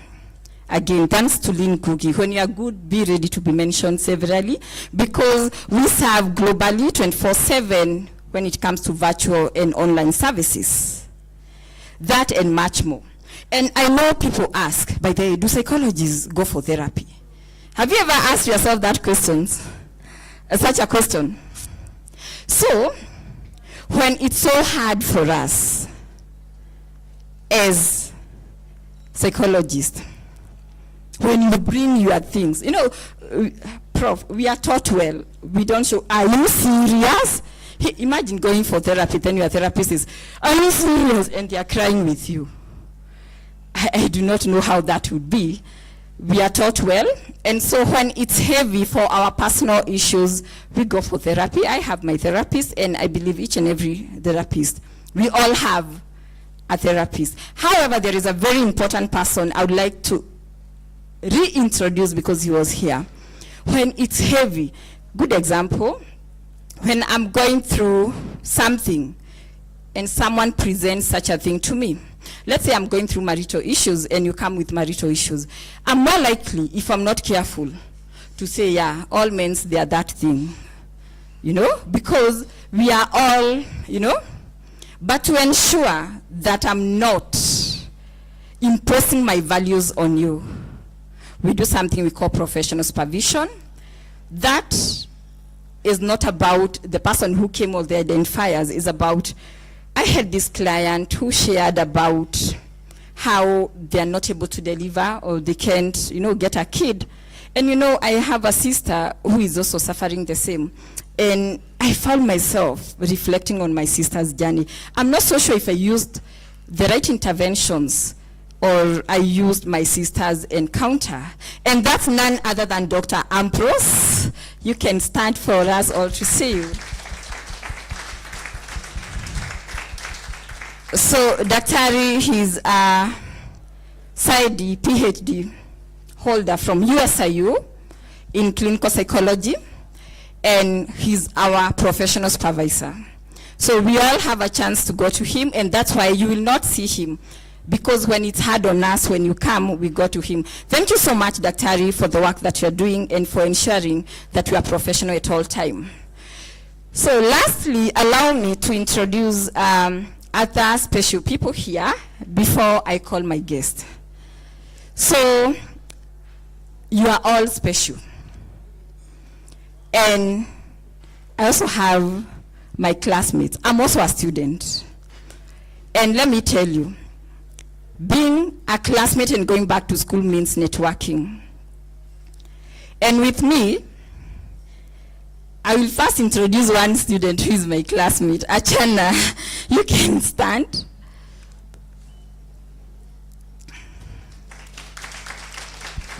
She's from Nepal and a very good classmate. Thank you, Achana, for coming. Now, I have other classmates. In class, we are classmates, but here I'm their boss. You know, we say about networking, and I say, you need to go back to school. See Carol after this. She's my friend, and she's about to graduate. You know why I'm celebrating her that? You mean your entire life you just want to be in school, And I told her, you know what, Carol? I'll still be in class, the year will still go, but the difference will be how much I have learned. Just like you people, since 13th, and now have a look at ourselves. We are better. So, Carol, I can never forget you. So now, I have those classmates. We say when you're in class, you network. And so allow me to introduce your trainers and our trainers who serves us in part-time, on practicum, but they are also, I'm pursuing doctorate in clinical psychology, and this is our year 2, and they are here with us today. So today, Mimi ni boss, Elizabeth and Janet Rose. Let's clap for them. Thank you so much. And the three, they are very great psychologists. I can never take that away from them. To go back for the doctorate program, it means you even care for your clients. So, ladies and gentlemen, when I went back to school to pursue my doctorate degree, I had very interesting classes. And I remember I reported a week after. So my classmates had reported before me, and they were sharing with me stories. Well, we have this one lecturer, you will struggle to listen like you need to be upgraded or learn American English. Who is Teresa? Hey, from America, a lecturer, you American Africa, you know? That means I'll get to that America. And by the way, I could have said this, that last year I was in America. And now, hold on that thought. So, very amazing, I was looking forward to just gauge. Will I be able, because I needed skills to approach this lecturer. And just from nowhere we are seated and hello everyone, you can see we have a very new face. Wow. Wow. That's how our journey began. She's been very instrumental. And Prof, before I call you here, the team graduating today, either they have their visas or they've applied, because the team is very, very interested in going to Colorado, Denver in Colorado this year. And you know what's happening for American Psychological Association. That's the global, and like it says, it brings the best of the best brain in psychology globally together. So that's the conference I attended last year. And thank you because you also allowed me to do my exams earlier and to go. And yes, I was there for 6 good weeks. So have just come, not far ago. It was I came back 15 September, not even a year. And God willing, we are going. And I declare we are getting those visas. Because today we are graduating, right? Well, I'm not a preacher, clearly, not one, but I know and I believe we are going to get the visas for those who are yet to. So that's the team you will be addressing next, and maybe also to share, because I know you are also a PA member, you've been there, just a bit of what they, Prof prepared me for like an hour. You need to carry a bag because they have a lot of giveaways. Don't buy junks because they give food there. Hey. And I remember one comment. She told me, if you need Kenyan or African food, you'll get. I'm like, who goes to America to look for Kenyan food? Where? If you go there, you will tell me. It's cheese, wheat, cheese, wheat, cheese. Like a dog. Wheat cheese, that's the American way. So, ladies and gentlemen, allow me to invite one of my mentors, a support system, and my lecturer in psychology that I met in class from January to December in the year 2024, and I believe I'll also be in her class from San Diego, California.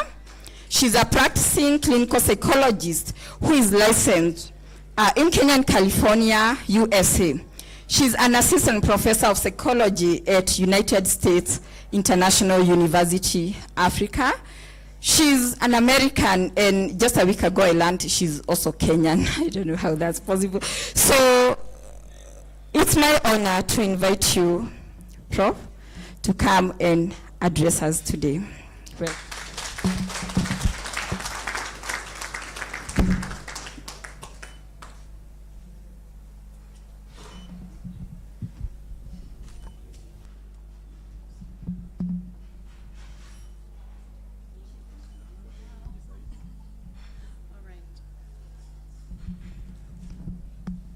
Thank you. So I have made notes, and I'm hoping I will refer to them occasionally. First thing I want to say before I get anywhere into speaking is that I've talked to Teresa about opening for questions. Some of the things I want to talk about obviously pertain to our profession, and I'd also like to hear your questions if you have any that you'd like to ask. You can interrupt me with your hand, or you could wait till I get through a few points, whatever you'd like to do. So I am a clinical psychologist. I finished my doctorate degree, which is Doctor of Psychology, Clinical Psychology, PSYD, in the year 2000. It's been a day or two.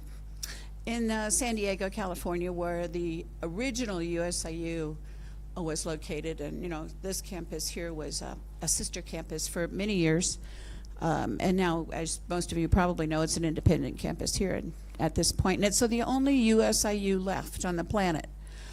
So the USIU in San Diego and the ones in California merged with California School of Professional Psychology and changed the names to Alliant International University. So it's really the same core program, but under a different kind of umbrella.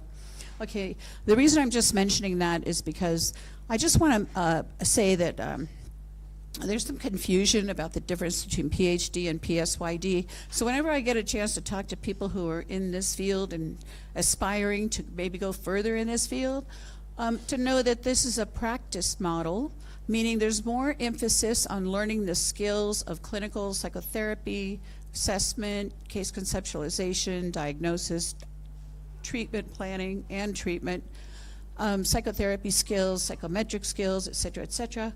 Now, some of that is also in a PhD in clinical psychology, but the big difference is about the emphasis on research, which is in the PsyD, but there's much more emphasis on practice model, including some differences in how the dissertation can be done. And I also mentioning that because When I came to Kenya in 2010, I've been in and out of Kenya since 1990. But when I was invited to come back in 2010 by the former Vice Chancellor, Frida Brown, when I first got here, I was meeting her for like a couple days after landing, and she said, you know, Carol, we need to expand psychology at USIU. We've had the BA psychology and the MA counseling, and that's all we've had for years at that time.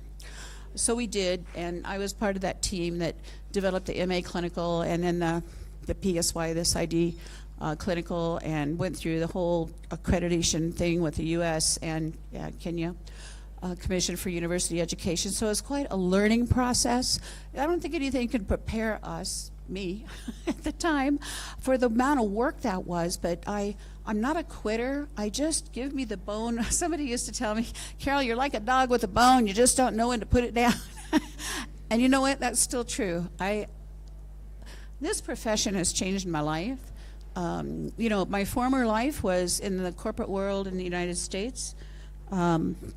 Just to say that I got to a point after about 15 years in the corporate world, which I learned a lot about management, team building. I was a national trainer at the time with a major corporation, and I just got to a point where I said, this is just, you know, it's not enough.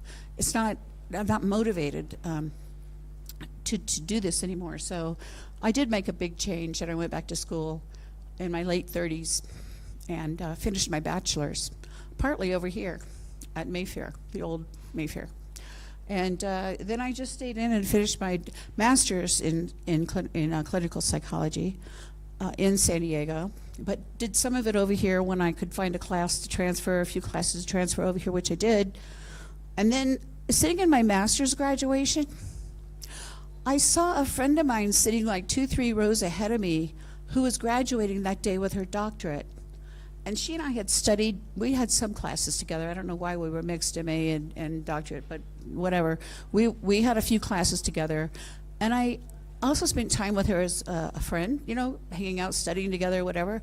And I'm sitting there about to, you know, graduate with my master's, and I'm looking at her and I'm thinking, she's not any smarter than me. You know, maybe I could do this doctorate, because I'd never thought about doing a doctorate before. As a doctorate, those are the super smart people, you know. I didn't want to set myself up for failure. Who does that, you know? So I just said, wait a minute, I think I could do this. So I immediately applied and was accepted. And my first choice for psychology was going to industrial organizational psychology. I'm going to get off of my person stuff here in just a second. But I just want to tell you that industrial organizational psychology is also a huge field, and we need to bring it here. And I am advocating for that where I teach right now at USIU.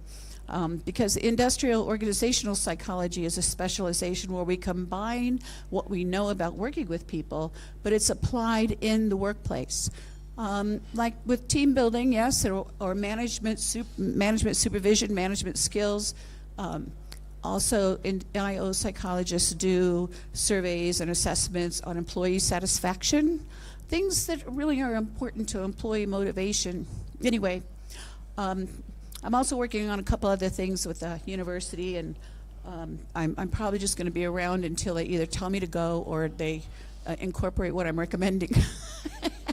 Could be both, I don't know. So let me just say that, first of all, I want to talk about ethics, and I want to talk about stigma, and I want to talk about suicide, and then a couple other little things. And I hope to leave you with a few gems. You know, if I could walk out of here in a little while and feel like there's something I shared with you that was important to you, that's what I'm hoping I will do. And I will see if that's true. So I want to advocate for this profession, because there is nothing to me more important than assisting our fellow human beings, especially when we learn how to do this in a professional and ethical way. It's so rewarding to be sitting with someone and the light bulb goes on and you can see the shift or hear the shift, and how they're seeing themselves and what their thinking is like. This does happen, believe it or not, and it's really so rewarding to work with people and be able to share what works and what people are doing to themselves and their thinking, which is where the origin of many disturbances occur, right from what we think about. But first of all, let me say that it's very important that anything we do in this field, the number one motto is do no harm. Do no harm. So I could, and anybody could talk about ethics till, you know, the cows come home tonight. But we need to really honor the profession and honor yourselves within the profession to do no harm. What that means is if you don't know the answer or you don't know what to do with this patient's question or this patient's presentation, if you don't know, then what's the answer? What do you do? What is it? Refer. Refer. And it's okay to say to the patient, you know, what you're talking about is something that's it's more specialized than I can help you with. And I want to be respectful and find a therapist that can help you with this particular situation you're experiencing. So we don't have to make them feel wrong or something's wrong with them. It's just you honoring the ethics. You can even say that. You know, one of the ethical standards that we need to honor and that I need to uphold in our profession is that if I don't, or someone else in our profession doesn't know how to treat an eating disorder or how to treat domestic violence offenders, I mean, the list could go on, then we have a responsibility to refer that person. There's a lot of referral opportunities in Kenya. It's growing like crazy. When I was here several years ago, well, going back even to the 90s or even the early, you know, the 2000s, there was not a whole lot going on in mental health, as you probably know. But now, look at this room. And by the way, I just want to tell you that, in my view, what you've gained so far is a good beginning. It's a beginning, though.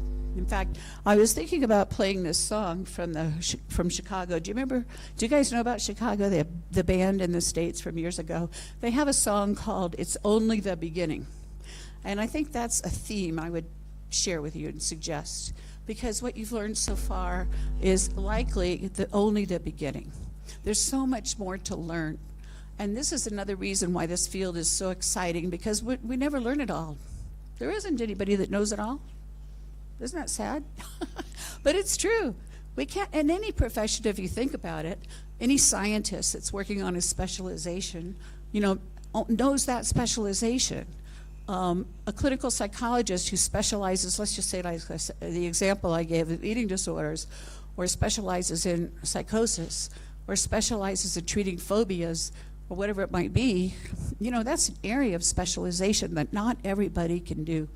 If you have somebody that comes to you and they have this significant phobia of, I don't know, snakes, it comes to mind, and you don't know what to do with that, please don't start bringing snakes into the therapy room as if that is going to habituate them to being okay with snakes, because what you're going to do is re-traumatize. And that's what I mean by do no harm, is doing something that you think might be helpful. My example is not a great one, but I do know some therapists who have used what we call exposure therapy, and it's so easy to re-traumatize people. You may not even know that that's happening unless you find out from the patient or you don't see them again, because they're like, oh, is this what therapy is? And that's another reason why it's so important to represent the profession, to do no harm, to learn what you need to know so that you can be as effective as you can. And that brings me to supervision and consultation. As someone said, refer if you don't know what to do. Well, one way we learn is through supervision and consultation. And I don't mean with your peers, although that's okay. But more importantly is to go to someone who is actually a mentor, who has more experience than you. And we do have several people in the country who have a lot of experience.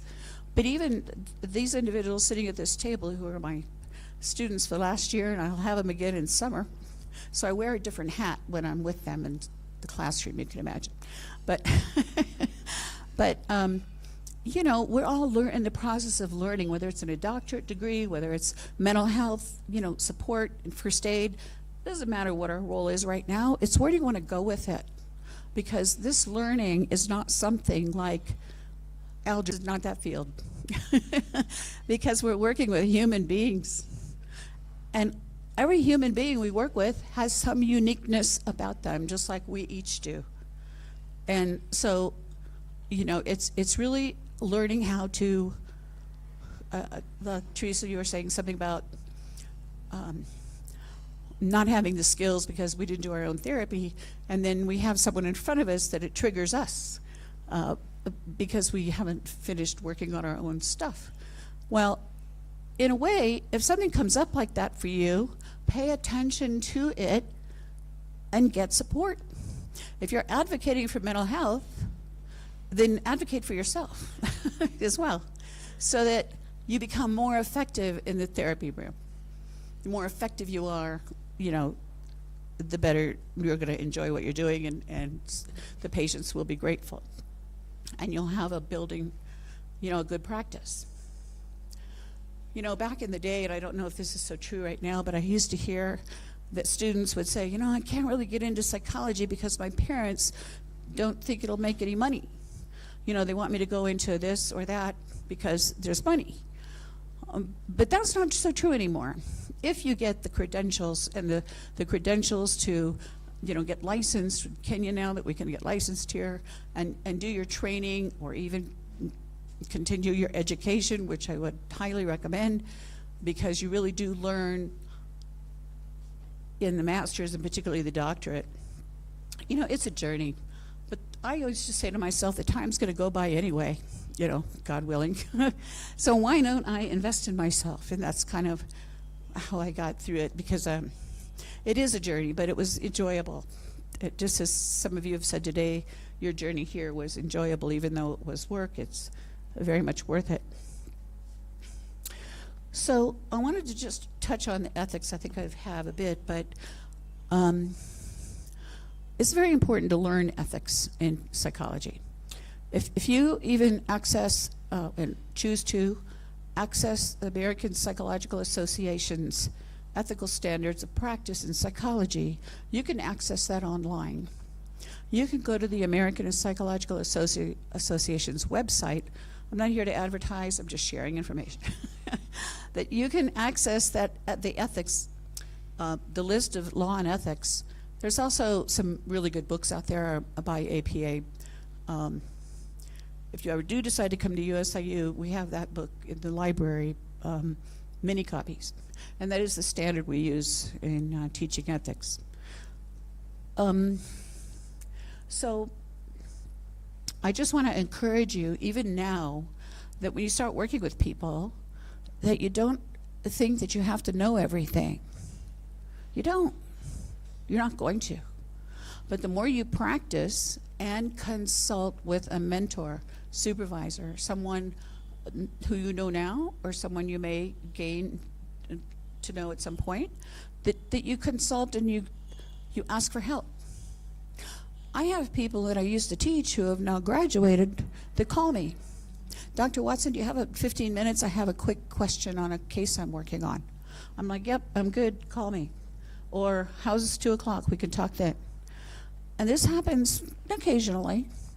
And it's very interesting because, see, people that are graduating and have the academic as well as the clinical experience training that is done can narrow into what the question is that they need to know, the guidance, or just the reassurance, yes, I'm on track, or whoa, where are you? Come back over here. Come back to Nairobi.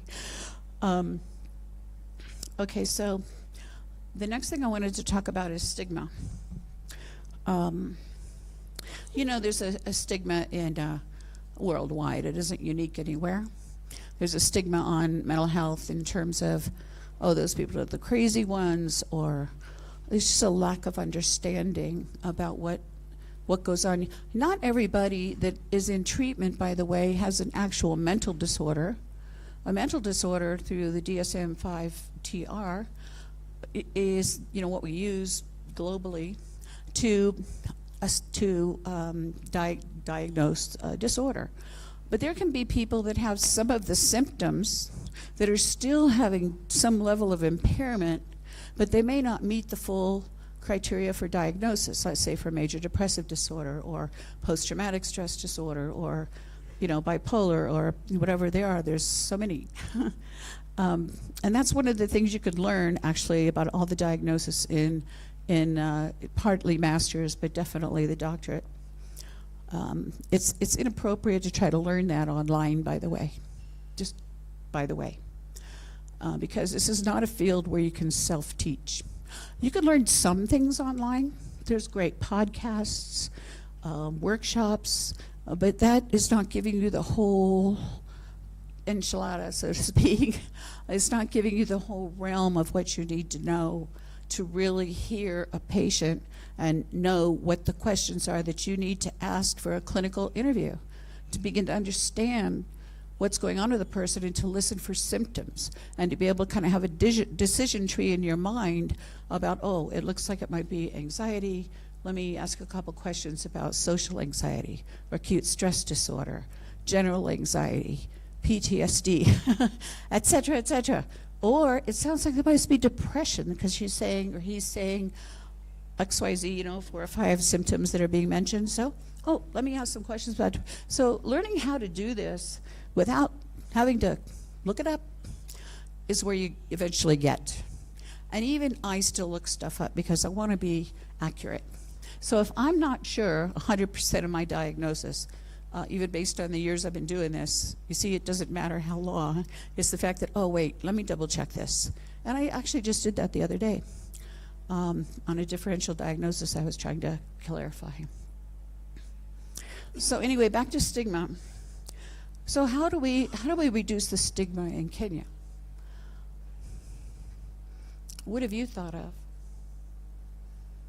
Anybody have an idea?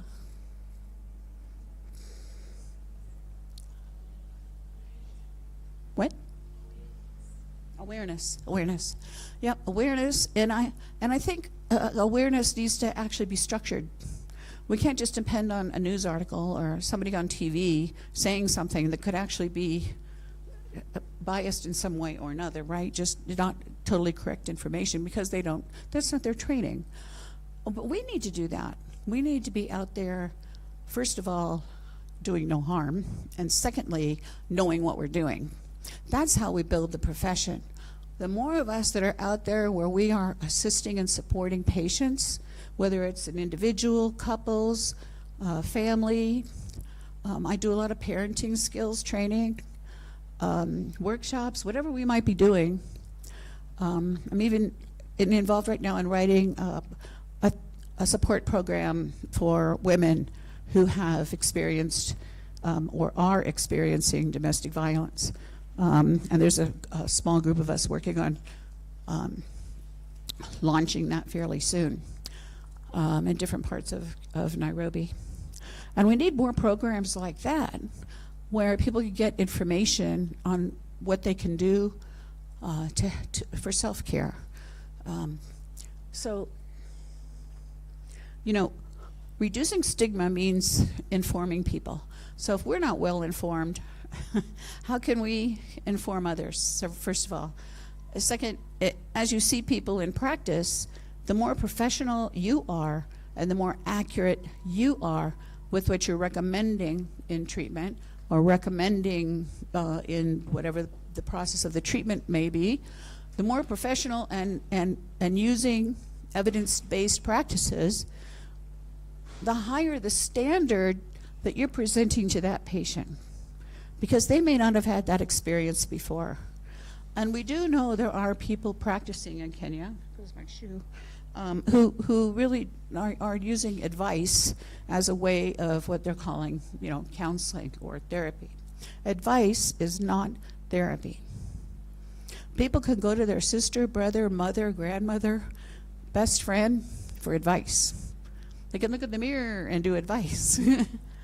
So if you think that you are going to try, not you, any of us that are in this field, not just in this room, think that we can sit in front of somebody and try to problem solve with advice, you may not see that patient again. Because don't you know, they're paying for a session and they could get advice anywhere. Well, have you thought of doing this? Or did you think about that? Or what about this? Or what about that? Well, what happens when you run out of your ideas? You know? Well, then what? Then you're sitting there in silence like, oh my God, I don't know the answer to this problem. You're not supposed to know the answer to their problem. What you need to be listening for and asking about are the symptoms that issue is causing them. We treat symptoms, you know? Even if a woman, in my example, is in a domestic violence relationship, actively being abused, I'm not going to sit there and give her advice.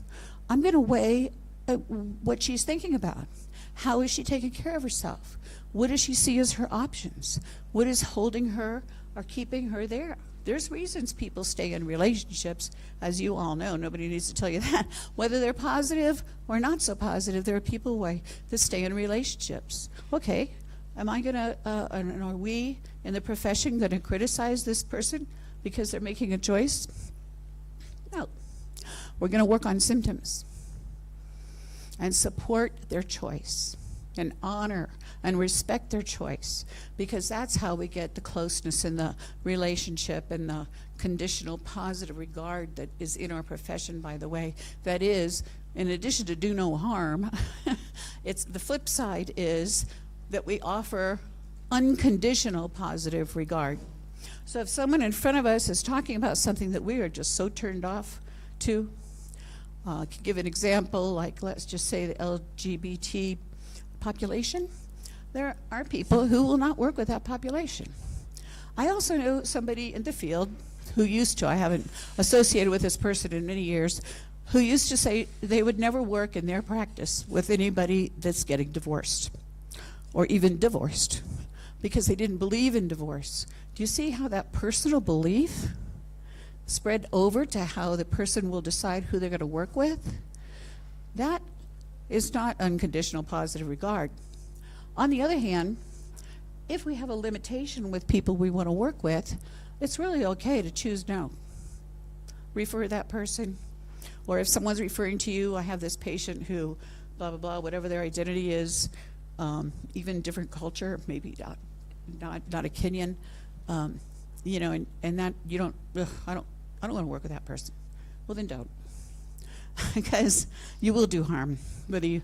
Well, there's a high likelihood you may do harm because you're not able to hear the person objectively, right? You already have some, you know, now, unless you want to get help with that, what do we call it, self-defeating belief that you've adopted somewhere about not liking certain groups or certain people or whatever, you get help with that in your own therapy, examining why that is and if you want to keep that belief or not. And then you may find yourself a little bit more objective. But it's okay to decline. I mean, I've worked with people who, therapists, who say I could never work with anybody who's committed a crime or caused harm to people. Okay, good luck with that. Because there's a lot of people that have caused harm that do eventually show up in therapy.